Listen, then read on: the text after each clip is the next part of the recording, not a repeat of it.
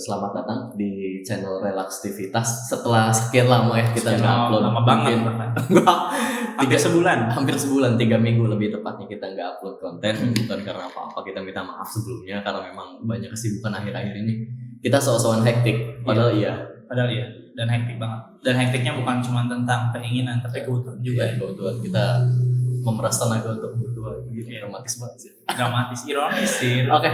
Pada kesempatan kali ini kita akan membicarakan sebuah hal yang sewajarnya sudah umum di telinga kalian, tapi kita akan membahas dari kacamata yang berbeda.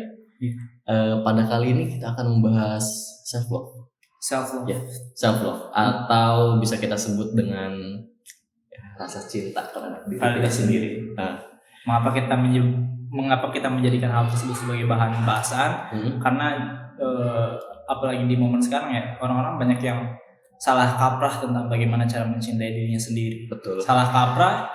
Kalau salah kaprah masih mending ya. Berarti ada upaya, ada percobaan untuk mencintai dirinya sendiri. Tapi ada banyak orang yang melupakan untuk bagaimana sih mencintai diri sendiri gitu tuh. Banyak orang yang terlalu mencintai orang lain, mencintai banyak hal, mencintai uang, pekerjaan dan sebagainya, sampai lupa bahwa hal yang paling utama untuk dicintai adalah diri sendiri. Dia lupa gitu. Dan itu menjadi momok yang paling yang menjadi perhatian kita, karena banyak teman-teman kita juga yang kehilangan semangat, kehilangan kreativitas, karena bahkan kehilangan pegangan hidup lebih. Iya, pegangan hidupnya, karena dia lupa bahwa yang harusnya dicintai terlebih dahulu adalah dirinya sendiri. Itu sejalan dengan teori dasar dari cinta. Anda tidak perlu menjadi sempurna untuk dicintai. Seperti itu. Karena konsepnya dasar dari sempurna itu akan menerima segala karena dasar dari cinta itu akan menerima sesuatu yang tidak sempurna. Betul. Dan ketika Anda sempurna pun Anda menjadi tidak sempurna karena Anda tidak memiliki kekurangan. Itu letak tidak sempurnaannya. Oke lah, kita sudah itu terlalu jauh, itu terlalu mengawang-awang, udah kayak bakal ketemu Tuhan aja gitu. Oke. Jadi gini, kita bahas seperti biasa definisi self love itu. Kalau untuk memperjelas, jadi self love ini adalah, kalau kita bisa sebut, adalah rasa penghargaan atas diri kita sendiri. Jadi apresiasi. Kita menganggap diri kita itu ada, kita menganggap diri kita itu berharga, dan kita menganggap diri kita itu layak untuk diperjuangkan. Oleh siapa? Jangan jauh oleh orang lain, oleh diri kita sendiri. Seperti itu. Ya, dan kadang yang menjadikan, tadi balik lagi kalau misalkan kita bahas tentang self love itu artinya, kalau kita dari bahas self, artinya kita bagaimana cara kita pada self itu diri sendiri, love itu cara mencintai. Kalau misalkan itu cuma secara bahasa, oke lah, itu terlalu luas ya, terlalu kayak gamblang. Oke, cara mencintai diri sendiri, mencintai diri sendiri, intinya orang-orang terlalu banyak konsepsi tentang self love ini sendiri, tapi bahkan miskonsepsi tentang self love ini sendiri, tapi pada pelaksanaannya mereka melakukan hal-hal yang salah gitu. Mereka berpikir dengan segala sesuatu yang bagaimana caranya biar aku puas. Nah, self love itu bukan tentang kepuasan diri kita. Betul. Kalau misalnya kita melakukan sesuatu terus kita merasakan puas, itu bukan self love, itu belum tentu self love. Mungkin itu bisa jadi salah satu dari self love, tapi belum tentu self love, karena self love ini mempertimbangkan banyak hal. Misalkan self love juga mempertimbangkan dampak kedepannya terhadap kita seperti apa. Kalau misalkan kita sekarang merasa puas ya, merasa nyaman atas terhadap sesuatu, misalkan kita kecanduan minuman keras dan lain sebagainya, itu kita puas kan, kita senang misalkan kita senang gitu. Tapi itu tidak baik. Tidak memberikan dampak yang baik pada selanjutnya, pada kehidupan kita selanjutnya, pada ketenangan kita selanjutnya, maka itu tidak bisa disebut self love. Jadi kita awal-awal kita memberikan batasan dulu nih, limitasi. Betul. Self love ini tidak selalu segala sesuatunya yang memberikan kepuasan dan memberikan sesuatu yang bisa dinikmati atau enjoy, tapi juga sesuatu yang mungkin berat, tapi itu justru bagian dari self love. Iya, karena enggak semua hal berat itu menyakitkan. Ya memang sedikit pahit, tapi itu lambat laun membentuk kita. Tapi sebenarnya kalau kita bicara nih, misalnya saya bertanya kepada kalian, apa sih benefit dari self love? Tentu kalian sudah bisa menjawab, bahkan sebelum kami bicara. Artinya sudah terbayang-bayang di pikiran kalian, saya akan bahagia, saya akan cantik, saya akan dicintai orang lain. Itu adalah benefit-benefit. Cuman saya ingin bertanya dari hal yang kebalikan, apa dampak buruknya kalau seseorang itu tidak mencintai dirinya sendiri? Nah, dampak buruk dari tidak mencintai diri sendiri. Oke, jangan dulu tentang dampak buruk tidak mencintai diri sendiri. Dampak buruk dari tidak mencintai saja atau tidak memiliki rasa cinta adalah kematian perasaan kita. Itu lebih parah dari kematian jasad. Itu lebih parah daripada kematian jasad selain dilupakan. Itu. Wah, udah materi lain. Maksudnya kehilangan perasaan untuk dicintai, rasa cinta. Tahu gak sih kayak dalam hati kita nih, kayak apa? Oke, kita bahasa kolbu. Iya, bahasa kolbu. Kita imajinasikan bahwa hati itu adalah sesuatu yang tampak dan berwujud. Maka di dalam suatu bentuk hati itu kita memiliki sensornya sendiri. Kalau misalnya kita dicubit seperti apa, kalau misalnya kita digigit, kalau tubuh lah seperti apa. Begitupun hati. Ketika kita tidak melakukan self love dengan baik bahkan atau dengan miskonsepsi atau dengan cara yang salah, maka akan ada sesuatu yang muncul, dampak buruk yang muncul. Yang pertama tadi kita mati rasa. Mati rasa kalau misalnya kita secara umum bakal balik ke materi yang awal yang tentang emotional numbness. Kita bakal mati tentang kayak nggak bisa ngerasain bahagia gimana sih, seneng kayak gimana, sedih enggak. Padahal kondisinya kita lagi di tempat ramai, di tempat yang harusnya have fun nih. Justru kita kayak emosi. What the fuck with this situation. Tapi kalau misalkan self love tuh kalau nggak dilakuin, banyak banget itu tadi mati rasa. Terus kita juga dari umum lebih panjangnya tentang mati rasa ini, kita juga kayak tau nggak sih nggak punya batasan terhadap diri kita sendiri. Ya jadi kayak yang cenderung penting, merusak. Yang penting aku senang, aku menang. Iya menang. Kayak gitu tuh. Itu gambaran umum tentang self love yang kalau misalkan kita tidak melakukannya gitu. Nah, itu tidak melakukannya. Bagaimana kalau salah melakukannya? Mungkin itu ya. Iya. Jangan anggap semua upaya dalam mencintai diri sendiri itu benar. Enggak ada yang salah banyak. Nah, tapi enggak. Kalau misalkan secara definisi dari cinta itu tidak ada yang salah dalam cinta. Enggak ada. Cinta itu enggak bakal menimbulkan sesuatu yang buruk gitu. Kalau kamu mencintai seseorang, terus kamu berat karena adanya orang itu, kalau kamu merasa terganggu karena orang itu, kalau kamu merasa tidak nyaman dengan orang itu berarti bukan cinta. Itu cuma suka. Itu cuma ketertarikan kamu, rasa penasaran kamu. Rasa cinta itu enggak, intinya rasa cinta itu sesuatu yang paling suci yang diturunkan Tuhan ke bumi ini gitu. Itu anugerah. Itu mungkin sebuah hal ya, sebuah hal yang turun dari surga langsung. Selain ibu pusaka, salah satu yang paling utama itu cinta. Dan ibu pun gak lengkap dengan adanya cinta. Justru core-nya dari ini tuh adalah cinta. Seseorang dikatakan menjadi ibu karena dia memiliki rasa cinta yang besar, cinta yang tulus, cinta yang sayang. Wanita yang punya anak belum tentu bisa disebut ibu. Wanita yang punya anak belum tentu bisa. Wanita yang punya anak belum tentu bisa disebut ibu, dan seorang ibu belum tentu memiliki rasa cinta kalau misalnya mereka belum benar-benar merasakan cinta itu seperti apa. Betul, seperti itu. Nah, ada kesalahan dalam cara orang mencintai. Bukan cuma mencintai orang lain ya.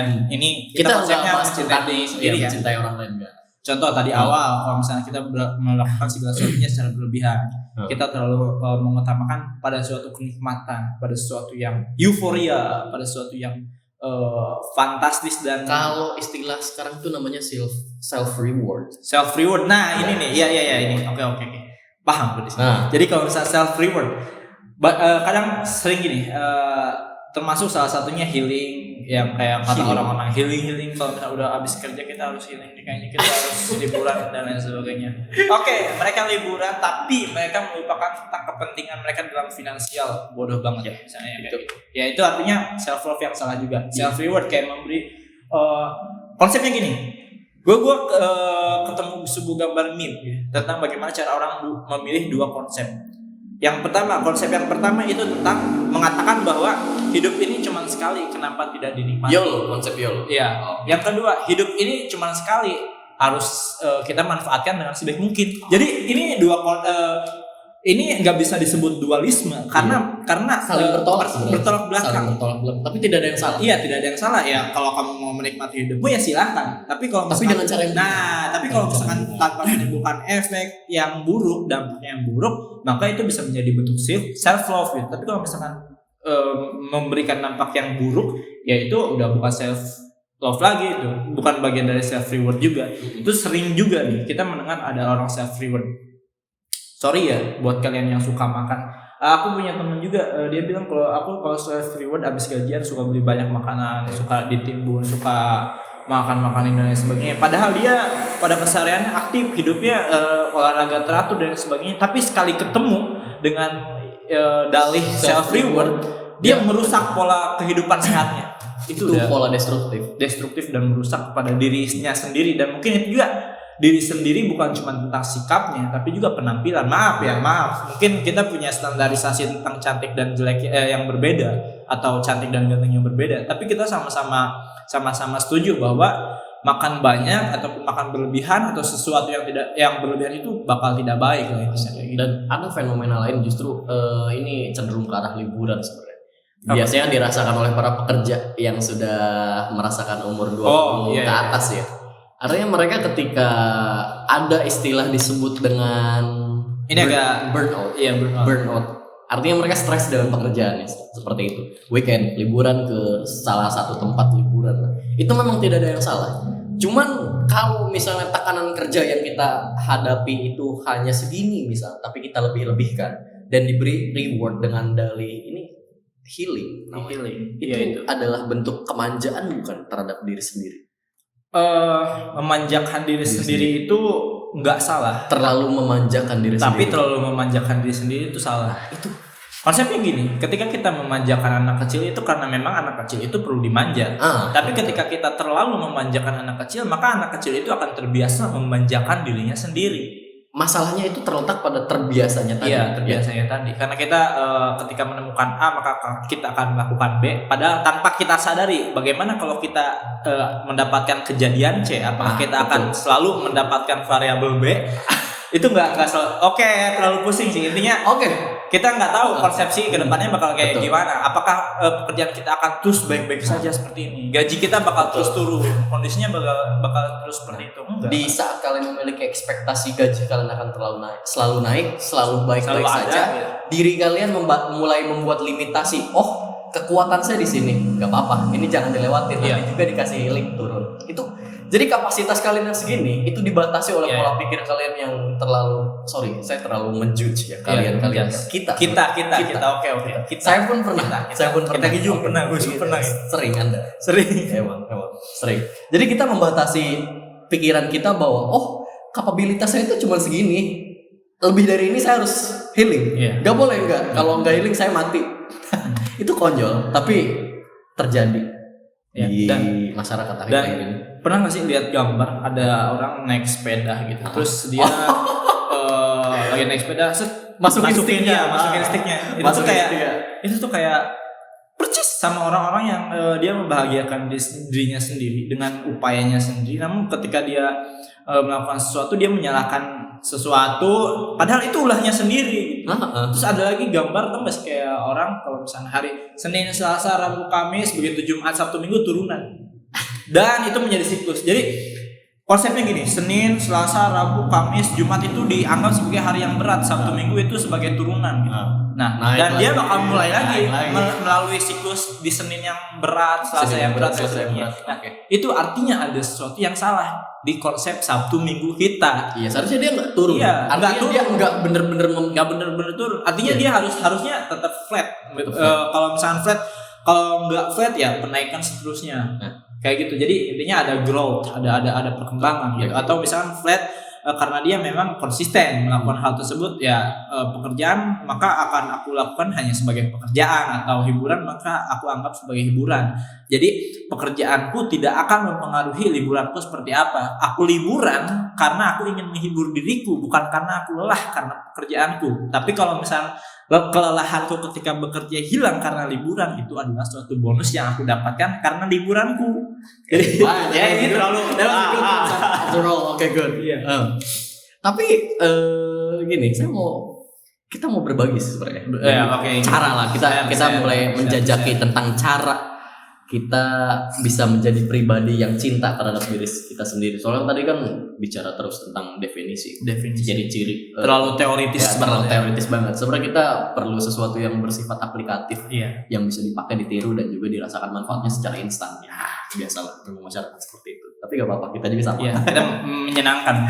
Terdengar jijik tapi lakukan. Menyenangkan.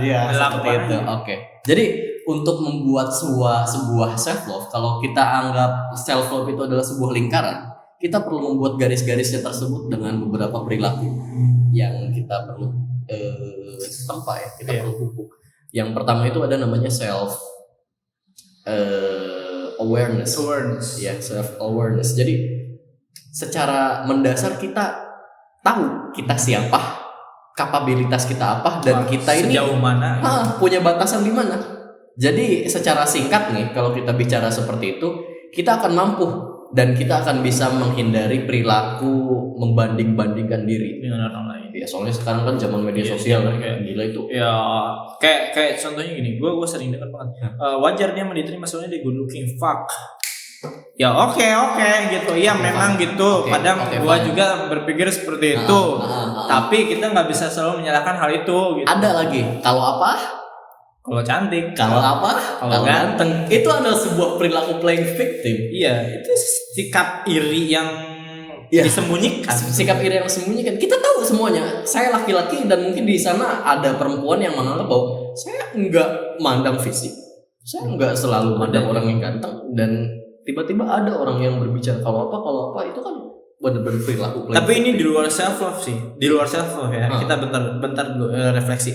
Jadi ini itu melengkapi konsepsi terhadap orang-orang yang dia sebenarnya cantik tapi mengatakan bahwa aku gemukan ya. Padahal dia foto ramping banget, udah kayak Binting, udah kayak Lindy, tapi bilang gemukan. Itu ini melengkapi udah. Pokoknya saling melengkapi. Ada itu istilahnya. Iya. Ada istilah. Apa tuh? Haus pujian. Ya, haus pujian. Jadi kayak orang yang kayak gitu ya emang pengen dipuji juga. Enggak tahu ya niatnya seperti itu atau apa. Tapi ini tuh satu paket komplit ya. Nasi dengan ayam potong, sambal, dan segala macam. Pokoknya itu plus teh manis segala sesuatunya. Jadi klausannya ya gitu, sebab akibatnya kayak gitu. Ini refleksi aja di luar self love. Lanjut. Tadi self apa? Self awareness. Lalu selanjutnya itu adalah self care. Iya. Maksudnya untuk membentuk self awareness yang baik, kita juga perlu self care dong. Iya. Enggak mungkin kita menjadi pribadi yang baik dalam hal tampilan sedangkan kita careless. Ada loh. Saya dulu seperti itu. Buat apa sih ngerawat badan ya? Tahu nanti juga kalau udah dan dia kualat. Ya, dan saya kualat sekarang. Ya. And that's make me turn. Itu jadi batu pijakan buat pengen ikut jauh kan. Akhirnya ya perbaiki diri sedikit demi sedikit. Memang nggak ada yang suka gitu kan. Istilah itu udah glowing, suka enggak, tapi kita puas dengan diri kita sendiri. Kita bangga, saya sekarang ternyata baik juga, kalau dicukur ternyata enak juga gitu. Itu jadi yang diincar, yang ingin dicapai itu bukan pujian orang lain, tapi memang pencapaian diri sendiri. Dan itu yang hakiki itu yang benar-benar membuat kita menjadi senang seperti itu. Nah, jadi kalau misalkan pertimbangannya, kalau misalkan kalian melakukan self love dengan dengan regulasi, berat banget regulasi. Artinya dengan konsep awal kita harus melakukan self awareness dengan self care. Kunci utamanya kita itu ada sesuatu yang dicapai, ada sesuatu yang membuat kita puas namun tidak memberikan dampak yang buruk terhadap kita, memberikan sesuatu yang memberikan dampak baik dengan meminimalisir dampak buruk yang seharusnya terjadi. Jadi intinya kalau misalkan self love-nya itu secara umum ya mencintai diri sendiri, sayang sama diri kita pertimbangkan juga ketika kita melakukan seseorang atau melakukan sesuatu ke orang lain, ketika kita mencubit diri kita sendiri, merusak diri kita sendiri, apakah itu akan berdampak baik? Tentu tidak, akan sakit dan sebagainya, hanya kerugian yang didapat. Ya, dan kita juga harus pertimbangkan langkah konkretnya kayak gimana. Langkah konkret udah gila ini. Konkret itu rapi guys rapi, terstruktur dan juga mantap. Itu konkret itu. Dan juga ke depan. Jadi bukan cuma saat ini. Langkah konkret itu langkah ke depannya bakal kayak gimana. Artinya sudah tersusun dengan baik. Udah terskema lah ada skemanya gitu. Kalau misalnya kita cubit, mungkin dampaknya nggak sekarang, tapi kalau kita cubitnya pakai tanggepin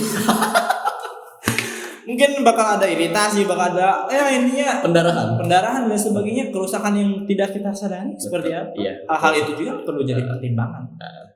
Dan selain itu selain self awareness, kan gua kalau masalah teori-teori itu udah muntah ada gua pokoknya. Udah terlalu banyak teori ya. Udah terlalu banyak teori kita. Kalau misalnya selain self awareness, self care, ada lagi gak sih? Ini sebenarnya sebelum bicara lebih lanjut tentang satu hal ini, saya perlu mengingatkan bahwa emang ini cara yang sedikit pahit untuk dilakukan, karena berhenti membandingkan diri sendiri dengan orang lain itu sangat sulit. Gua tahu itu jawabannya. Fine. Jujur, saya punya sesuatu yang dibandingkan dengan dia, dan dia pun punya sesuatu yang dibandingkan dengan saya. Saya yakin seperti itu. As always, rumput tetangga selalu lebih hijau. Rumput tetangga itu selalu lebih hijau. Quote favorit banget ya. Emang. Rumput tetangga selalu lebih hijau. Ya apapun konteksnya, rumput tetangga selalu lebih hijau. Anda glowing, dia yang lebih glowing. Anda ganteng, dia lebih ganteng. Dia kaya, Anda lebih kaya. Balik ya, seperti itu. Intinya rumput tetangga lebih hijau. Kurangi bermain media sosial. Bolehlah bermain media sosial, tapi jangan untuk menjadi pembanding diri. Jangan. Kita harus fokus. Makanya nih, ya saya punya saran untuk kalian nih. Semua orang punya bakat, semua orang punya potensi. Ada orang yang salah karena mereka menganggap dirinya tidak punya potensi. Oke, fine. Saya tidak berbakat dalam hal apa ya? Musik ya, seni. Saya tidak berseni orang. Sama sekali tidak berseni, tapi saya senang dengan hal teknis. Dia nggak tahu saya menyukai apa. Kalau minimal tentang gua sendiri kayak semua hal dicintai tapi tidak semua hal dikuasai. Benar ya. Semua hal dipelajari tapi tidak semua hal untuk dicoba didalami. Betul. Karena bakal pecah banget.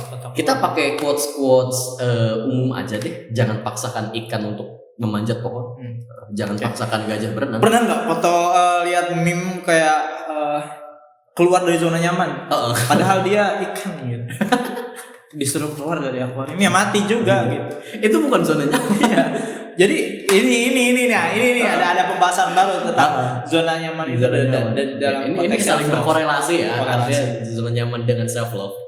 Nah, ini juga tentang zona nyaman itu sendiri. Ini ada bias ya tentang zona nyaman itu. Apakah zona nyaman itu dimana kita merasa nyaman aja?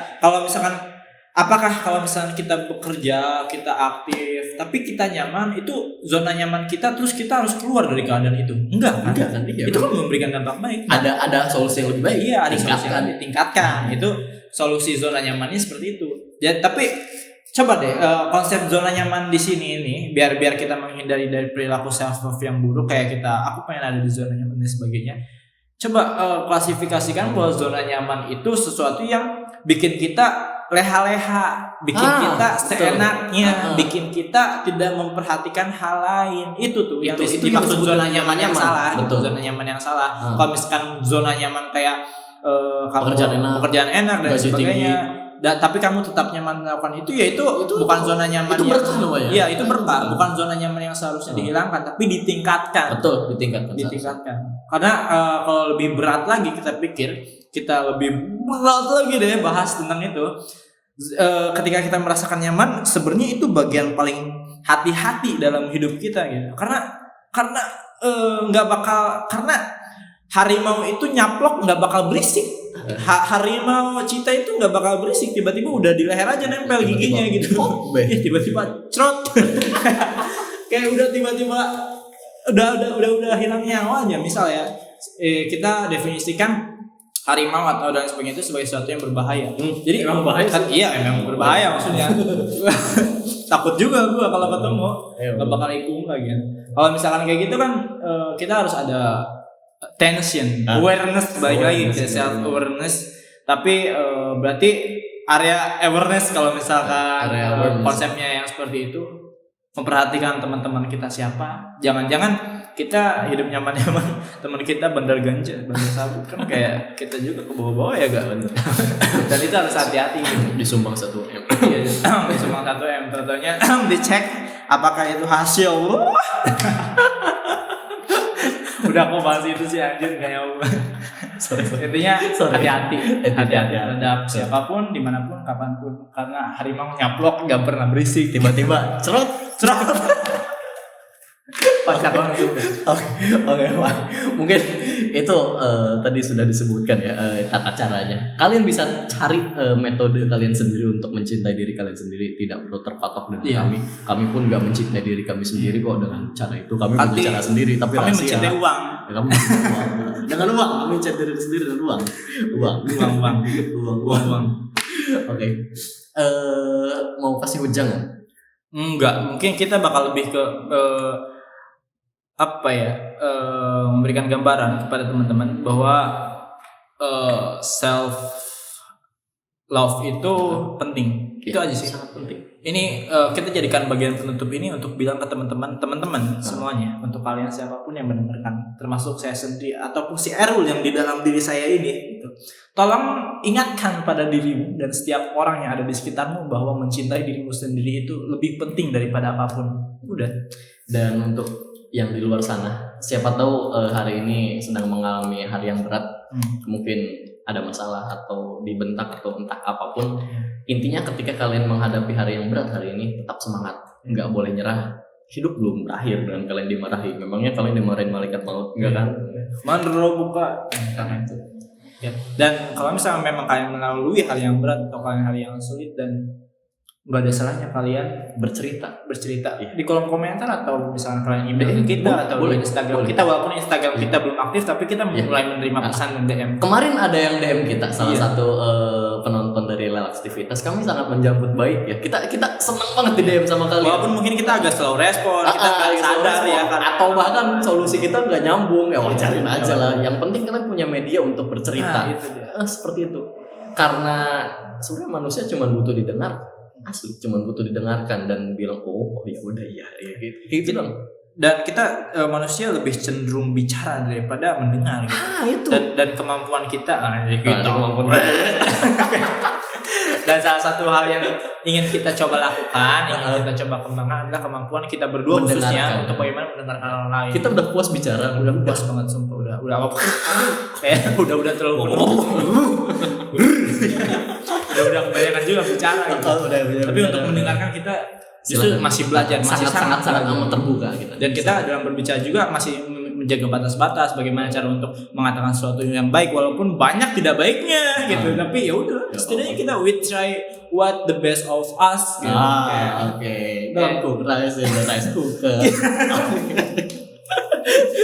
Tapi kami sangat menghargai privacy kalian ya. Jadi jangan khawatir. Tapi intinya itu semua dari cakupan self love. Intinya tetap semangat, jangan pernah nyerah dengan hidup kalian, karena masih banyak kalau mau dibandingin orang yang lebih parah hidupnya dari kalian, tapi mereka tidak menyerah dengan keadaan. Oke. Dan sekian untuk Relaktivitas hari ini, dan sampai jumpa untuk Relaktivitas yang akan datang lagi. Semoga kita semua panjang umur. Dadah. Bye. See you. Kita nggak punya salam penutup, nggak ada yang kayak gitu.